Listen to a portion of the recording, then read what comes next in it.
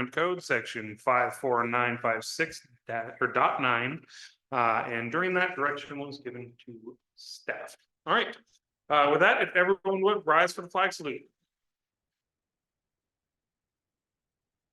Pledge allegiance to the flag of the United States of America and to the republic for which it stands, one nation, under God, indivisible, with liberty and justice for all.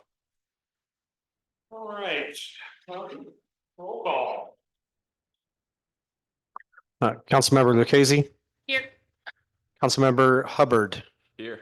Councilmember Bryan, Present. and Mayor Clarno, Here. and Vice Mayor Sebring has excused absence. All right.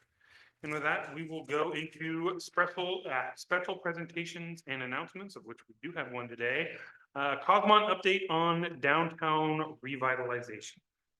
Okay, Mayor and Council, we have Ken Hira and Robert Valente from Cosmont here, and I think Robert will be sharing a slideshow.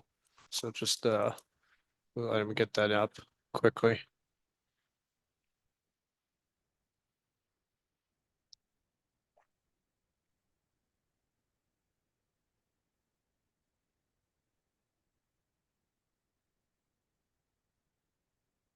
Preston, are you ready for us to present?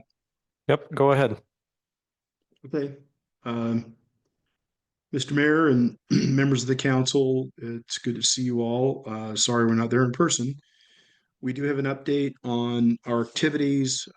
Just going back to January of this year, I think we got direction from you all about to move forward with our efforts that we've been helping you all with on the downtown revitalization strategy, which is basically a heavier lift on implementation and marketing and outreach to different businesses in the private sector and some collaboration. And I think what we heard from you all is that we wanted to give you an update, maybe even on a quarterly basis. So we're here tonight. Reminder, I'm Ken Hira with Cosmont Companies. My colleague Bobby Valente is also on, and we're obviously available for questions if there are any questions. But here's an update of where we've been sort of for this first quarter. If you go to the next slide, please, on our outreach, collaboration and outreach efforts. We've been working, of course, with you all at the city, as well as in consultation with Siskiyou Economic Development Council, dating back to 2023, on this strategy that we've prepared. And we've been in various community meetings and council meetings with you all. But for the last several months, one thing I think that's been a very fruitful exercise, if you will, is the collaboration with city staff, of course, with SEDC, with Discover Siskiyou, with the chamber and other stakeholders in exploring some of these economic development opportunities. The focus, of course, is on this marketing or business expansion, attraction, and retention strategies. We call that BEAR as an acronym, and it's involved some ongoing conversations with retailers, restaurants, developers, hotel chains, brokers. And I want to highlight a particular event, if you go to the next slide, where we attended the ICSC conference. ICSC is a shopping center conference or a retail conference that is part of the industry group. There was about 1,000 folks in Monterey at this conference, which is an annual conference. And it was the end of March. City manager was in attendance, so we were able to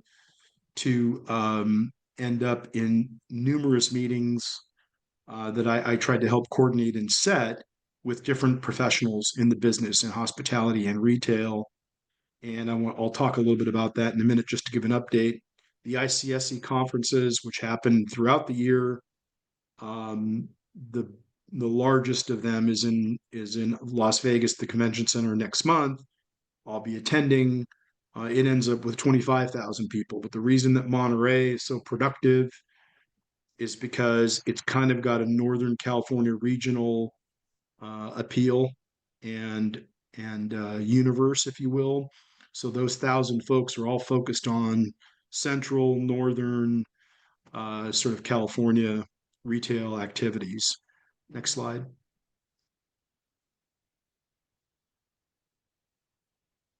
We prepared marketing material, which we're just trying to give you an example of these. These are hard copy, one page, double-sided marketing pieces that highlight facts and figures about the city, which we gleaned from our research. And those things become important to the marketplace because they want to know what's the population, what's the traffic, what's the region look like, what are some of the highlights, the assets of the region, if you will, what are the growth opportunities, and all things that we were able to kind of put in a succinct marketing piece. And on the flip side of that one pager, in one case, we put all of your downtown properties, if you will, highlighting some of those that are key properties in the downtown, as well as highlighting certain properties, quite frankly, that are for sale. And those can get the attention of developers. And so I was on the phone trying to create outreach and interest prior to the ICSC Monterey conference to get some attention to the downtown being a potential of reinvestment and investment. I know one of the properties recently closed there, and it's going to be in a redevelopment revitalization status, so that's pretty encouraging. The other flyer, we highlighted some of the I-5 corridor properties and sites, and again, trying to get some attention to more of the transient customer, if you will. So folks that might be looking for a fast, casual, or a hospitality use or other travel type uses. And you'll just see that we used QR codes. So we try to bring technology into these things so that it's easy and efficient for folks to get access to your information. So just those are the marketing flyers that we use. They're very effective. You know, we've been doing this kind of thing for years and years and years for many city clients, and folks like to get succinct, concrete information, and so that's what they represent. Next slide. The real effort wants to continue, and I think from the ICSC Monterey conference, there's several follow-ups. I've been doing those as we speak, and I think these categories are the things that are part of the ongoing implementation that we're trying to do for the city. You know, continued outreach to commercial property owners and stakeholders. It's exposing Dunsmuir's opportunities kind of on a public-public partnership basis with, again, Siskiyou EDC, SBDC, and maybe some other private investment. But that collaboration wants to continue. I thought that as we spent time together, city manager, as well as Jason from SEDC, I think that we marketed both for Dunsmuir as well as tried to discuss some of the regional draws and benefits to the county. So I think that helps everyone. The second point here is about continued relationship building, and that's to keep the private sector folks engaged, the retailers, the developers, the brokers, the hotel chains. I thought we had a very fruitful meeting with one of the large hotel chains about opportunities and the kind of recreational economy that you have in your city along the 5 corridor and kind of that ecotourism draw. We are going to continue to pursue those types of relationships in a significant way. And as I've always said to Dustin and you all, we can go to these conferences and meet folks and connect with folks and put Dunsmuir on the map. But the real way to do that is to get them to come and maybe tour, take a closer look, and transact at the end of the day. It doesn't happen overnight. It takes time. But I think out of the several meetings that we had at the conference in Monterey, I was quite encouraged by different retailers and developers and hotels that expressed interest in potentially continuing to build the relationship. And so the conference is important, like as I indicate there, because that's where we get exposure. I mean, we learned something. We learned a lot at that conference. I learned a lot at the conference, quite frankly, even though I've been doing this for 25, 30 years. You learn something new every day. So because we're there and we're meeting with folks and and we're trying to get Dunsmuir on the map, so to speak. It's at those conferences before, during, and after that I think we can make progress. And then lastly, I think another part of the implementation that we need to do is any continued analysis or additional analysis, financial analysis, market analysis. We were asked by the hotel chain to prepare, has there been a hotel study prepared that allows for the hotels, the developers of hotels, and frankly, the lenders of hotels to have some science behind what's the occupancy, what's the number of keys in a trade area, what's the average daily rate. So the science behind all that is something that we were requested to do, and I think within our um, material remaining budget, it's something that we can work with staff on to get prepared and help in the educational process for the different hotels and opportunities. In that particular case, it's a hotel study that's specific to that audience. So I'll stop there. I think we made we made some really interesting progress, good progress, and what I as I mentioned, what I recall is a council wants to hear from us on where we're at, and in the next quarter, I'll be at the ICSC Vegas conference. There's lots more meetings and ways to market for the city per se, and I think I'll learn a lot more there because I'll have lots of other meetings, including a follow-up meeting with one of the hotel chains. And I think that as that comes and goes in May, there'll probably be another good update to come back to you all with in the second quarter, if you will, of this year, maybe sometime in June. So I think I'll stop there. And if there's any questions, that's our presentation and update.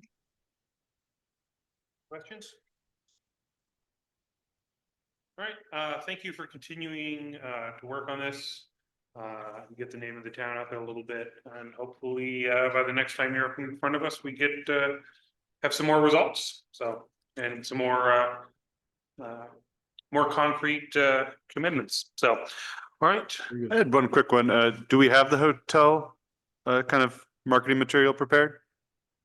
Or is that something you're engaging with? Something we need to actually prepare and conduct. Okay. Okay, we'd love to see that when you have it. Thanks. Yeah. Sure. Absolutely. All right, thank you. Okay, thank you all. Appreciate it. Next, we will move on to public comment. This is a time for members of the public to address the city council on any matter pertaining to city business and anything that's on the consent agenda. If you do have anything to talk about on items either 10 or 11, old business or new business, I do ask that you hold any comment until that time. Even though we don't have any old business today, as there will be dedicated public comment for those particular items. We'll do individuals in the room first, 3 minutes. I'll give a 30-second warning when your time is almost up. If you would like to make a comment on Zoom, please go to the React tab and raise your hand. And with that, I will open this up to public comment.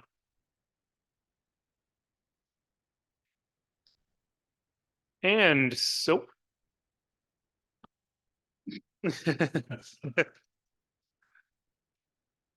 Dunsmuir, we're still on the radio waves. one of them is.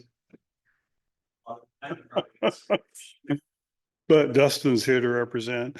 One of the things I feel is missing as we talk about downtown revitalization is the fact that Peter Arth is removing himself from the location here in Dunsmuir, selling properties. It seems like if we're going to talk about revitalization, we should have a strategic element that answers for how we're going to encourage businesses to move into those properties, purchase those properties. So it seems absent from our discussions. The other thing that seems absent from our discussions is a postmortem on businesses that have come here, started and failed. Whether it's somebody that was successful for years like the Wheelhouse or somebody that was here for 2 months. It seems like both of those would be things that Cosmont would be saying, as we look at revitalization, we recognize these are some dynamics that are happening right now that may or may not encourage people to want to invest in our community. All right, thank you. Anyone else? Seeing no one, I will close public comment for this evening. All right, and with that, we'll move on to council and staff comments, starting with Councilmember Brian.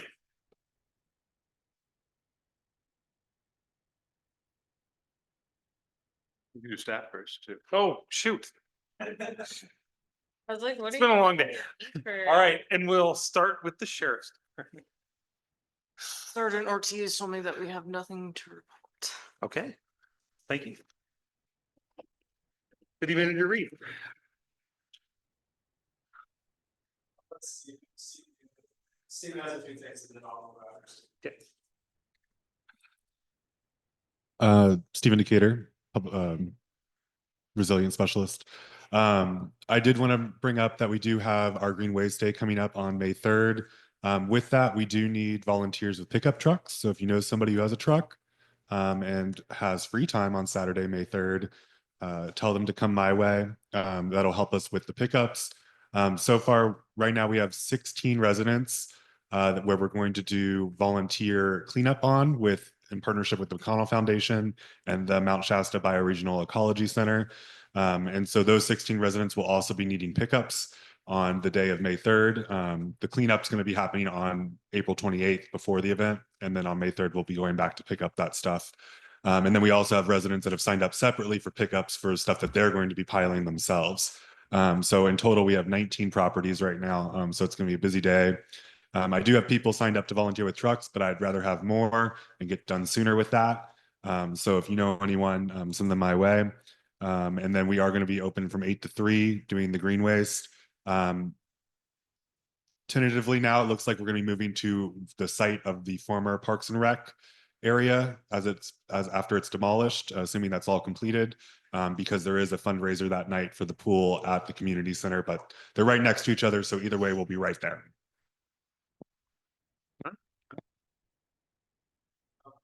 So we Cox, if you've driven north Dunsmuir Avenue, you can see that they're actively working on sewer repairs.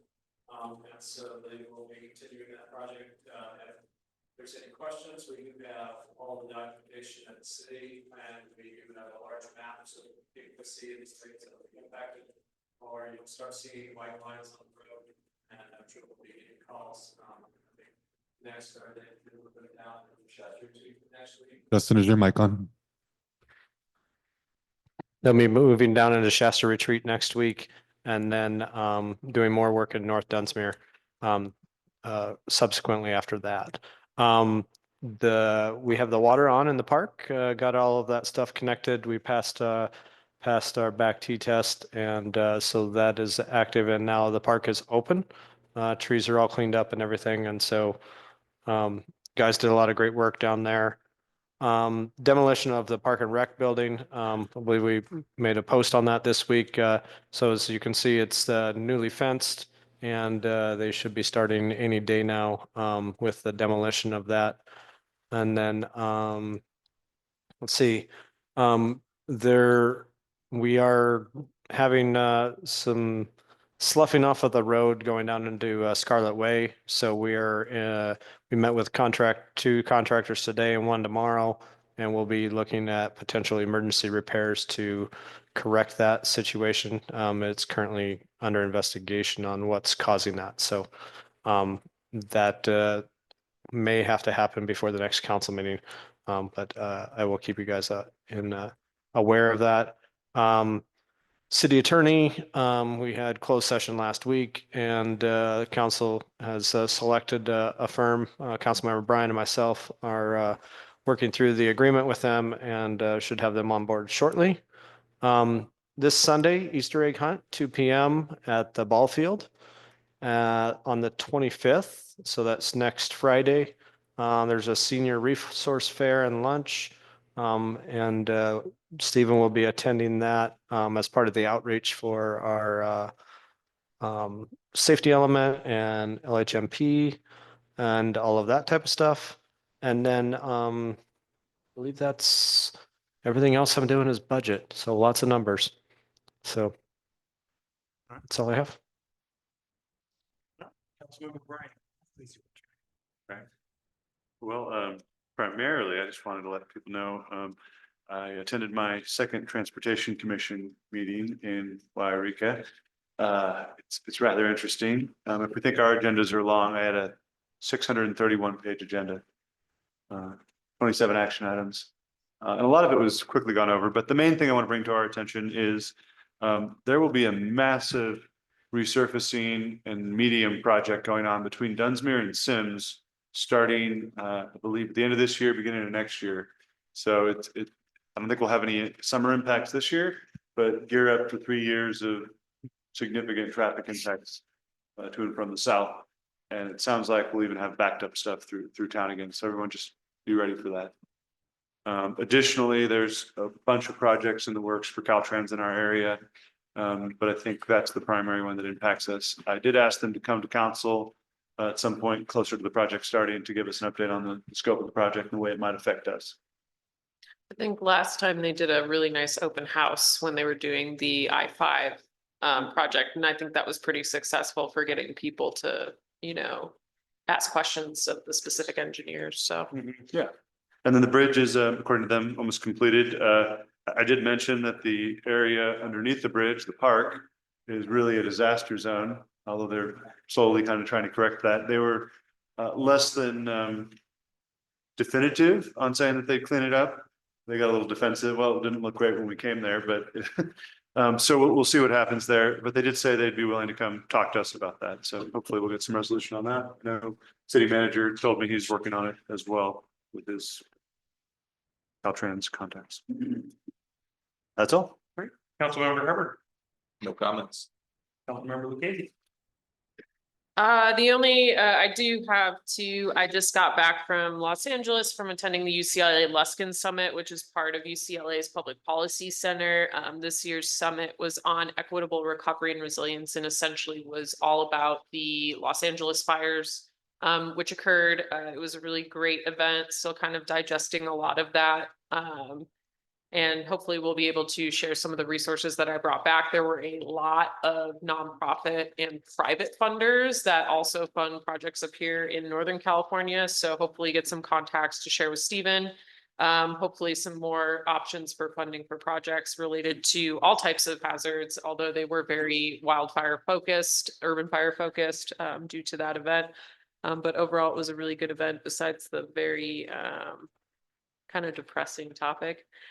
The one thing I heard was interesting that kind of applies to us sometimes when we're going through wildfire issues is that we are all part of one of the worst clubs in the world with the best people. So that's something that hopefully we will not join that club. And the other thing too is the California Arts Council is one of the few things that is still funded. So they do have grants open right now for a number of different arts related projects, arts with youth, also for small organizations that are looking for about 30 grand of operational funds. That is open and has open office hours. April 28th is the next one at noon. You can sign up to kind of talk to them about different projects. There are grants available for nonprofits. There's one that could be available for the city, working with a couple of other people interested in some projects around town to hopefully maybe put something together for the June 5th submission for all of those grants. And then I just highly recommend any artists that are interested as well. There are fellowship programs that are paid through that. Again, with funding uncertainty with the federal government, we're kind of looking for every dollar we can get for the community. And keeping artists employed is, part of the whole economic strategy as well. So if people are interested in that, need more information, please reach out to me. But you can also search for the California Arts Council. They will have their grant page available for that as well. Thank you. And other than pushing it, good. Jessica, it's she's. What was that? Oh, an update for planning. Okay, go ahead, Jess. Oh, Stephen, you want to unmute her? Okay, thank you. I just wanted to chime in that it looks like there's going to be a couple new businesses coming in on Dunsmuir and Sacramento streets. Just to let you know, we do have interest in that. One's a retail gift store, and that individual is going to be going also through a conditional use permit process after she opens up the retail part of the business, so that she can sell tobacco and vape products there as well. And then the other one is a like a movement studio, selling some herbs and cottage food up front. And then I got a new call today. There is a new owner of a property in the historic district who is going to be doing some renovations to that building at 5827 Dunsmuir. Some of the facade is kind of falling down and in disrepair, so he'll be going through a historic site alteration permit. So that's kind of exciting because the other buildings around him are already renovated. That's it. Thank you very much. Yep. All right, and then other than pushing the Greenways Day, and encouraging everyone to take advantage of that and or volunteer if they can. I have nothing for this evening. So with that, we'll move on to committee reports, which I believe there are none. Okay, so we'll move on to Really quick, City Manager Reef, do you have any updates from the COC that we should be aware of? Yeah, so I attended COC today, which is Continuum of Care. Today, they really went over just kind of the data associated with the point in time count, which is conducted in January. It was all basically all hands meeting, which means all of the counties. Normally, we just do our group in Siskiyou County, but this time it was Shasta and Modoc and Trinity.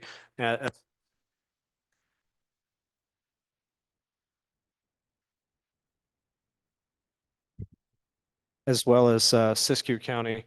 And really, the data showed that there wasn't much room for improvement. So a lot of the discussion, there was no improvement. So there was discussion about potential loss of grants because they didn't show enough improvement. And so what the discussion was really based around was how the reporting was being completed, and mostly associated with the, what do they call it?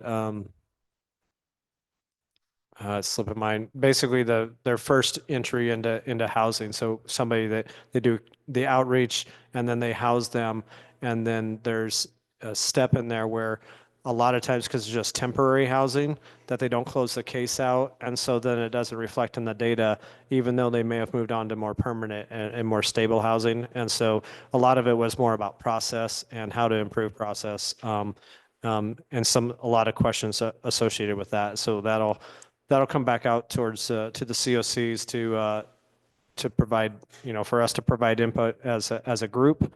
Today was just really the people who had the ability to vote. So, there's 15 of us, so there was, a quorum present, but normally there's about 40 people who attend that meeting when it's just our supervisory group. All right, thank you. And with that, we'll move on to approval of the minutes. We have 2 minutes or 2 sets of minutes to approve, and I'm just going to start off here on item A, minutes for 4/3/2025. And I'm going to move that we do not approve the minutes and that we do some corrections and then bring them back. First off, under general public comment, I would like to see, I think it's important to see what these individuals spoke on, at least a basic topic, because right now it just says that they spoke. Under council and staff comments, for the most part, we just breezed through that, but I know there was a few items that you brought up that I think would be helpful to have in the meeting, mainly regarding the demolition of the Public Works building. Committee reports, should say there should be a none after that. And I believe that, and then also there was public comment made on several of the new business items, which is not reflected in the minutes as well. So I'm moving that we do not approve these today and have them brought back with those corrections. So a motion to table to the next Motion to meeting. table to the next meeting. Second, All right. It's been moved and seconded. All those in favor? aye. All right.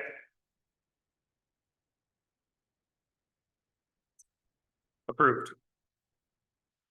Or tabled, not approved. Yes. All right, next is the minutes from 4/11/2025. I am going to move that we approve these. However, just in the future, there was no public comment at this item, or there was no public comment at this meeting. I would like to, in the future, when there is no public comment, just see that reflected. But given that there was not even members of the public present when we started the meeting, I'm willing to move these forward and approve these minutes. You can, So, you can motion to approve with, amendment motion to approve with the amendment that it, reflects that the public comment was not, there was no public comment. yes. Yes. Second, All right, it's been moved and seconded. All those in favor? aye. Aye. Approved with amendment. We're all really tired today. I know, yeah. All right, with that, we'll move on to the consent agenda, which consists of two items, the check register for 3/29/25 through 4/11/25, and the approval of road closures for Dogwood Days. Just checking, I can't remember off the last email. I know there was one potential other item we were looking at to add to the consent agenda that Blake was dealing with. You know what the status is, and if we're gonna see that on the next meeting. I'm trying to remember what that item The was. Letter of support for the chamber to redo the mural. Oh, yeah, I'll have that on the next one. Cool. All right, with that, do I hear a motion? Motion to approve consent agendas items 8A and 8B as presented. Second. All right, it's been moved and seconded. All those in favor? Aye. Aye. Then agenda approved. We have no public hearing tonight, and we also have no old business tonight, so we'll move into new business. We have two items. Item A is adopt policies and procedures implementing housing element policies HE.1.4.1 and 3.2.1. Consider approval of resolution 2025-07 and resolution 2025-08. Jessica? Oh, you, Nope. there's yours. Okay, thank you. Thank you, Mayor and council members. Again, I'm Jessica Hankins, city planner. I also wanted to introduce you to Gary Price, who is in the Zoom meeting as well. He worked on these items extensively, so I'm going to be giving the staff report for these, but any questions that you have, I would probably direct to him. So this first item before you is for policies and procedures implementing some housing element programs, HE 1.4.1 and 3.2.1. What you have before you are two resolutions adopting policies and procedures in support of and incentivizing affordable housing projects, and they are required by state law. These resolutions would help us to implement our own housing element programs. So this first housing element program states, in part, in compliance with state law, the city shall establish written policies and procedures that grant priority for water and sewer to proposed development that includes housing affordable to lower income households. Staff is recommending that the City Council establish procedures to do that, to grant priority for water and sewer service to low income developments and prohibit the city from denying or conditioning approval of low income developments with water and sewer service applications, with some exceptions. It can still be done, but there has to be a number of things in place. This policy will not change how the city addresses any new connections to the system, and it is consistent with the city's current policies on and approach to affordable housing. I also wanted to point out a related housing element program that we're currently working on with the biannual budget going to the council in June, which is to incorporate a 50% reduction in water and sewer connection fees for affordable housing units. And that will implement a different housing element program that is related to this one.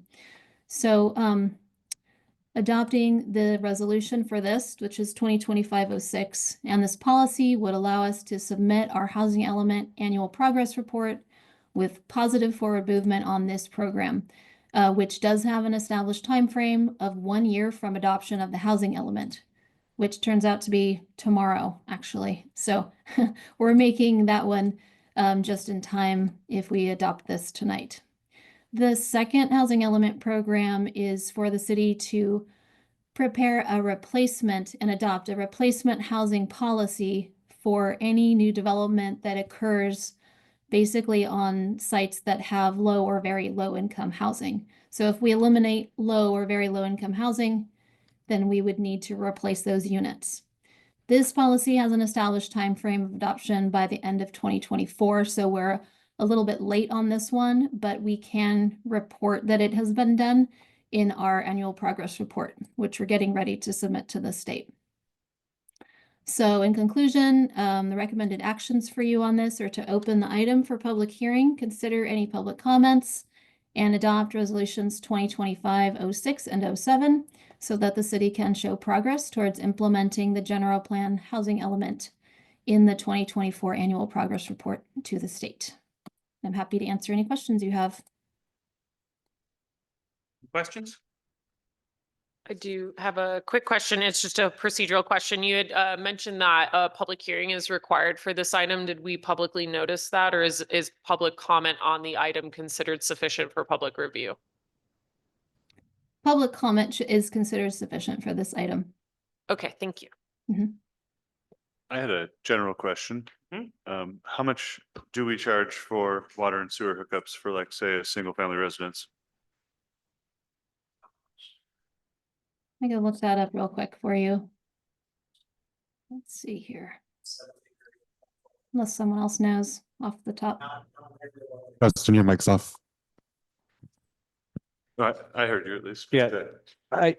So to repeat that, so I believe it's like 4,700 for sewer, and I think waters was, I think it's like 18 or 1,900, but not near what the actual true cost is. So they're significantly lower than market. I believe Mount Shasta's in the 20,000 range.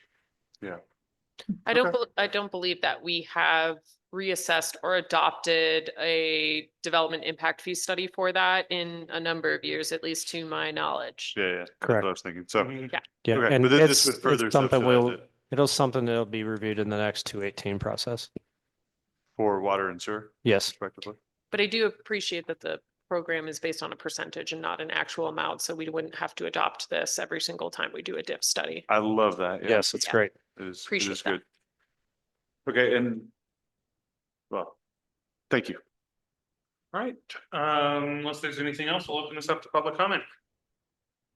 All right, we're going into public comment. This is time for members of the public to address this item. We'll do individuals in the room first, followed by individuals on Zoom. 3 minutes, and I will give a 30-second warning when your time is almost up. Please limit all comment to this particular item or this particular item. Into that, anyone who would like to speak may come up to the podium or raise their hand by going to the reactions tab. Seeing no one, I will close public comment. All right. This seems really simple. This seems like a really simple item, but I really appreciate this. Mhm. This is so nice. No, I do appreciate the programming. A lot of these are state required programs. The housing replacement and the diff reduction is, essential for helping those projects move forward.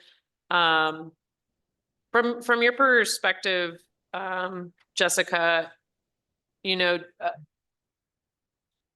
for the city of Dunsmuir, because we don't have a lot of development and we don't have a number of affordable housing units being developed, do you think that the 50% reduction in diff is enough to start stimulating that? Or would you recommend other financial programming or assistance to, improve that kind of market for us? Because obviously I don't think we've had any affordable housing developed in my known knowledge of Yeah. this city.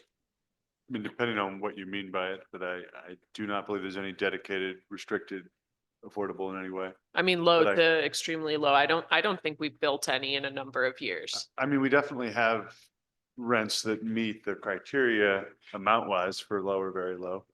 But I can't think of anything that takes advantage of a program that would have that restriction. Mhm. Sorry, Period. Gary has his hand. And Gary, I'm gonna jump in Oh, and then Gary can unmute Gary. compliment me. Jump But in, Jessica. yeah, real quick, and then feel free to help me with this, but there weren't any residential building permits in 2024, let alone any affordable housing unit permits. So yeah, I think that this is probably not enough to stimulate any affordable housing development. We probably need more incentives in place to stimulate any type of residential development. We do have the hotel that is, the condo units that are coming online that might be in a range of prices. We don't know yet what those will be.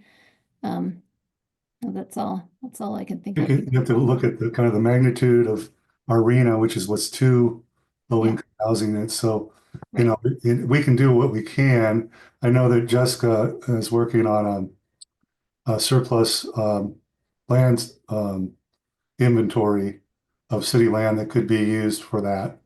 And that would be one way to market it. But in California, with housing prices, it's almost it has to be publicly subsidized housing to fall into what would be called what HCD would accept as low income housing. That would be deed restricted low income housing, and that's generally done through tax uh, tax advanced financing, tax exempt financing with larger agencies that can develop larger projects, usually 20 or more units. And we can be reaching out to some of these agencies, but there's just none in our area. So it's going to take an aggressive effort to bring some of that kind of housing in realistically.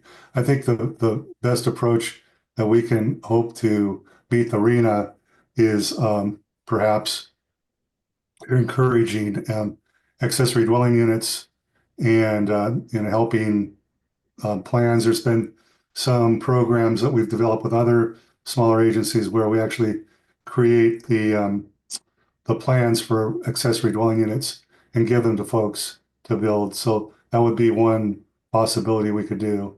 And if there's some grant funding available for that, that would be helpful.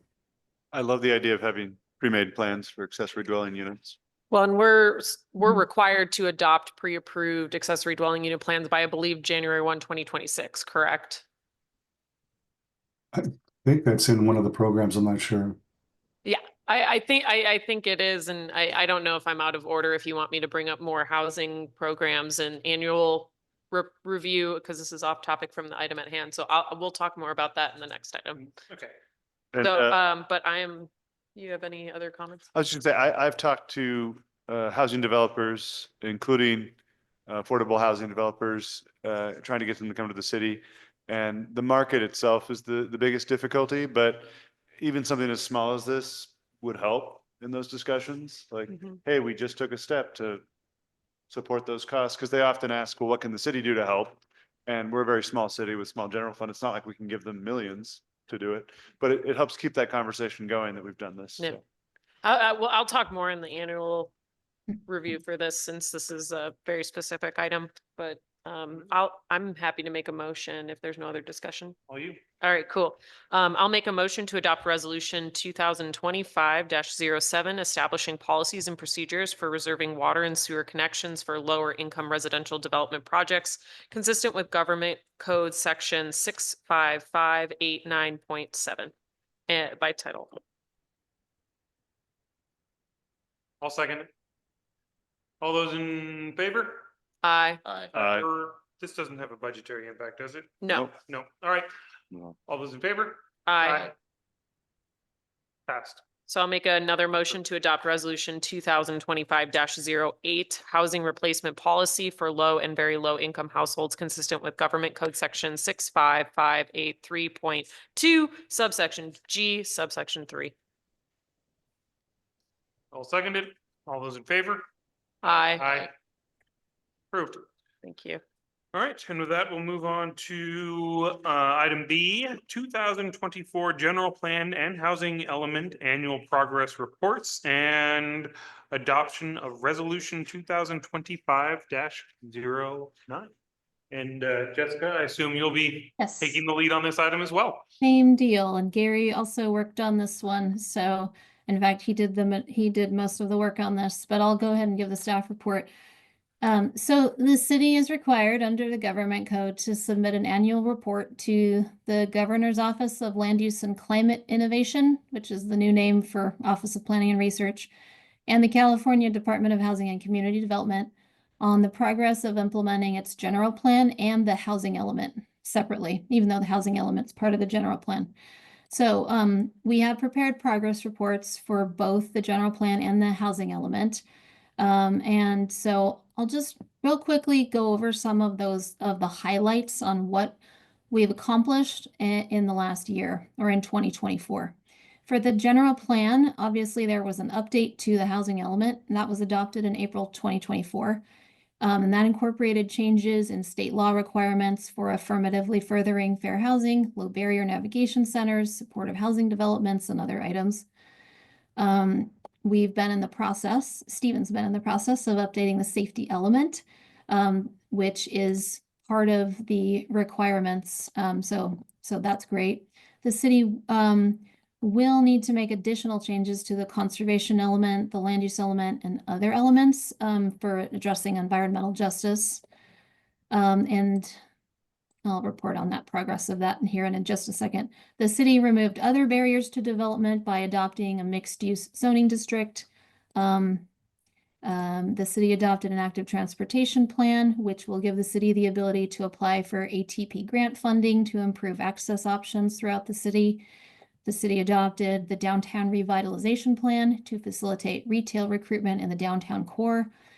And going back to those additional changes needed to some of the general plan elements, the city did receive LEAP grant funding to do that, and is currently kind of looking for additional opportunities with that LEAP grant funding, which it looks like we probably will be able to get. In regards to the housing element, Gary mentioned that the city has only 2 low and very low income units allocated to it. Unfortunately, though, no new building permits were issued in 2024. But the city did adopt policies and procedures supporting low income housing. You just adopted those. And the city has currently updated its website to provide publicly accessible information regarding energy conservation, low income energy weatherization and rehabilitation assistance programs, and fair housing. All of those updates were just done in the last month or so. The city has plans upcoming to implement some of the housing element policies and programs, including hosting a workshop in the summer to improve awareness of housing programs. And this kind of ties into what we were just talking about, to facilitate coordination with developers, NGOs, and other jurisdictions as well. So we'll be talking about that a little bit later, and can kind of coordinate with the council on maybe some different folks to contact and getting a good contact list for that. It sounds like you might have some developer contacts already. The city will adopt updates to the zoning ordinance within the next year to bring the code into compliance with state housing element and ADU law. And the city applied for 2 funding programs from CDBG in 2024 for housing rehabilitation and water infrastructure. And we're currently waiting for a response from them as of this writing. So on this one, again, we recommend that you take public comment on this item, consider the public comments, and adopt the resolution accepting both the general plan and housing element annual progress reports for 2024 and transmitting those reports to the state. And we're happy to answer any questions. That, before we go to public comment, any questions? Thank you. No? Yeah. All right, thank you. I'm looking forward to getting into ADUs and a few zoning updates. All right, with that, I will open this up to public comment. Same rules as last time, 3 minutes, 30-second warning. Please limit all comments to this particular item. And if anyone would like to speak, please come up to the podium or raise your hand on Zoom. Seeing no one, I will close public comment on this item. All right. Yeah. Yeah, I'm happy to share the housing contacts that we have. One of the things that I might request to put on a future agenda item with the assistance of the planner and staff is a request for qualifications for affordable housing developers. We did that in Wairika, and essentially it doesn't commit us to paying anyone. It just essentially like puts feelers out for people who are interested in very specific types of housing development. And so the city of Wairika got 3 interested qualified housing developers, Danco, RCHDC, which is Rural Community Housing Development Corporation, which did the Crossroads project in the city of Wairika, and then the Northern Valley Catholic Social Services, NVCSS. And so we essentially keep that list, but we found that it's been very productive for kind of putting feelers out for different types of housing. Obviously, the city of Wairika has its own focus areas, specifically with workforce-based housing, assisted living. But that may be an opportunity for the council to discuss other types of housing like veterans housing, as we've discussed previously. We've just found it's very productive to at least get those people to the table, and you know, there's no, like I said, fiscal commitment, but there's just a commitment to communicate with them and essentially partner with them on grants and show interest. And we've found that that's been really productive with those individuals. So happy to request that for a future agenda item to help us move forward with interested developers. And then I'm going to reach out because we also have a housing type fair program in Wairika as well. And it doesn't make sense for one small city to have one, or each small city to have a fair. Actually, the city of Sacramento just held a couple of housing developer fairs that were really, really interesting. And hearing from colleagues down there, it was really well attended. They had they did a small scale and mid scale size developer open house, and they had about 56 different individuals attend that. Obviously, it's the city of Sacramento and West Sacramento, which is increasing in population. But you know, they had a really good framework for that, and there's no reason to reinvent the wheel. It's best practice. It's not stealing. So doing that. So I'll reach out with it. But I really appreciate the staff report and putting this together. I don't think we've ever had a really nice general plan progress report before like this, and so I really appreciate it. As a planner, this is nice.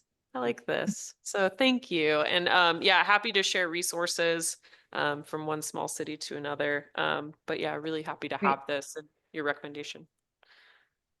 Great, sounds good. Thank you, Anything Council. else?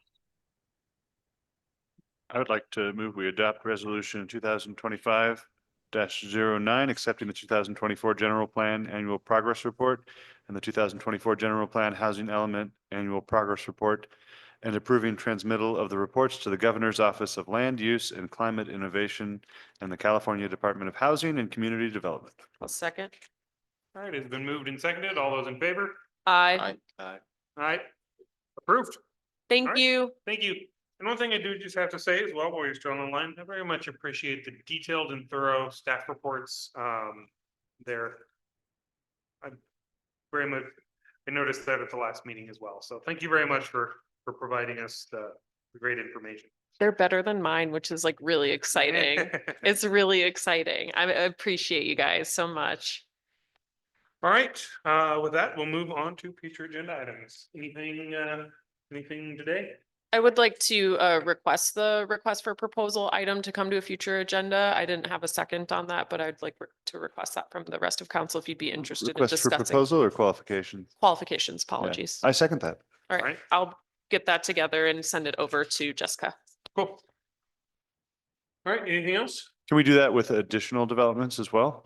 Or is it better to limit it to like low income housing, do a different one for other sort of development? I think that's a good question for Cosma and the city manager about, the ICSC item. I think that was kind of their realm for that. Affordable housing is kind of a different animal. Altogether, yeah. Oh, yeah, for sure. And I think having a discussion on that item will help, narrow down the focus of what we're looking for the housing item, because there are so many different types of housing developers. And as I said before, the city of Wairika chose to go with very specific parameters for the ones they were interested in. And so at least bring that forward for a discussion. Yeah. So as far as the other ones, I do have some really strong leads on some developers that look at redevelopment type activities, especially here in downtown. A lot of that is based on, the marketing aspects and the trade area and those kind of things. So it's not dependent on, it's not as dependent upon, like qualifications for the Yeah. housing staff. It's more of, Developers can, who don't wanna can I give up actually 300 make acres. money and Yeah. profit from this? And Yeah.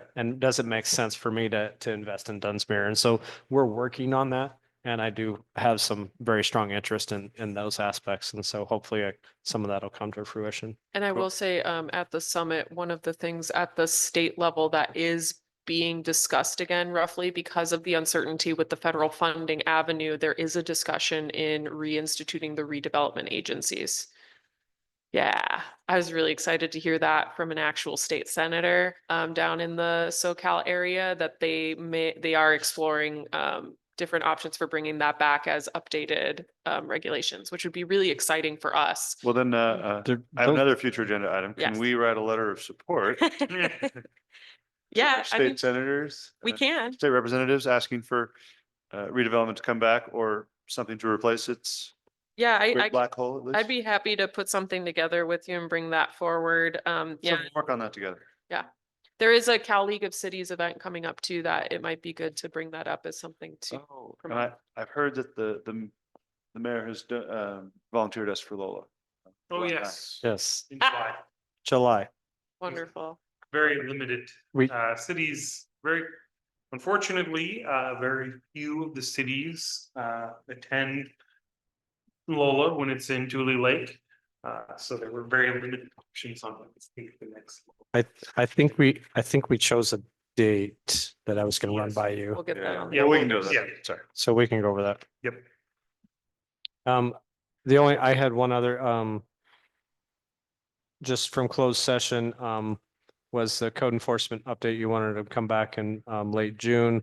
And then also Union Pacific, derailment update. They will be here on May 1st. Why don't Thank we you. do the code enforcement update after the budget time?